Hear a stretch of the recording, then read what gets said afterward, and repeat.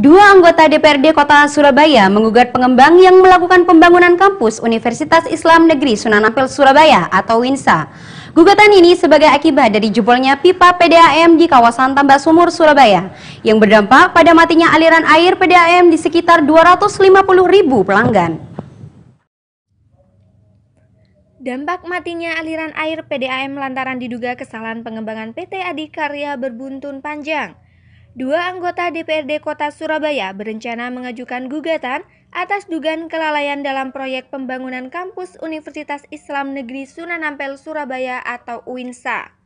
Akibat jebolnya pipa PDAM, pada hari Minggu setidaknya 18 kecamatan dan sekitar 250.000 pelanggan tidak teraliri air. Oleh karenanya, dua anggota dewan kemudian menunjuk kuasa hukum yang menuntut adanya ganti rugi sebesar 5 miliar rupiah. Jika nantinya memenangkan gugatan, rencananya dana tersebut akan disumbangkan untuk penanganan COVID-19 di Surabaya. Gugatan ini adalah gugatan class action, jadi gugatan perwakilan masyarakat yang dirugikan diwakili oleh dua orang.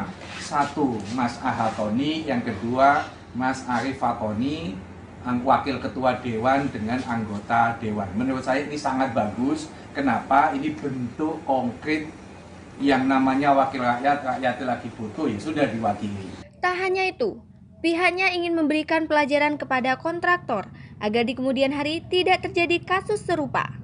Sebab sudah sering kali di Surabaya terdapat kasus pipa pecah akibat kelalaian kontraktor. Membayangkan ketika ada ribuan orang kemudian menggeledek seperti saya, tampaknya adalah cukup susah. Ya, kalau kemudian yang digeledek ada, kalau tidak ada yang digeledek ini yang susah. Kemudian yang kedua adalah kami melihat bahwa kontraktor-kontraktor besar ini di Surabaya nampaknya sedang perlombaan.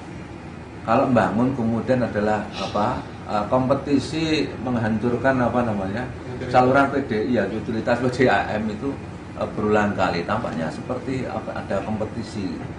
Jadi dengan adanya langkah hukum, diharapkan ada kehati-hatian dari para kontraktor dalam melakukan pembangunan semakin tinggi.